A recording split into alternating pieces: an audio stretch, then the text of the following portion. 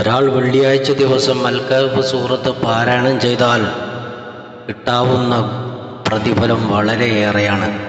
നബി സല്ലല്ലാഹു അലൈഹി വസല്ലമ തങ്ങൾ പറയുകയാണ്, ഒരാൾ വെള്ളിയാഴ്ച ദിവസം അൽ കഹ്ഫ് സൂറത്ത് പാരായണം ചെയ്താൽ അവൻ പാരായണം ചെയ്ത സ്ഥലം മുതൽ മക്ക വരെ അവനക്ക് പ്രകാശം നൽകപ്പെടുന്നതാണ്. കൂടാതെ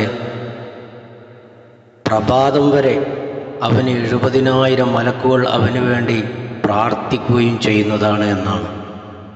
ഇനിയുമുണ്ട്, ദജ്ജാലിൻ്റെ ഫിത്നയിൽ നിന്ന് അള്ളാഹു അവന് കാവൽ നൽകും. വെള്ളപ്പാണ്ട് രോഗത്തിൽ നിന്ന് അള്ളാഹു അവന് കാവൽ നൽകും. കുഷ്ഠരോഗത്തിൽ നിന്ന് കാവൽ നൽകും.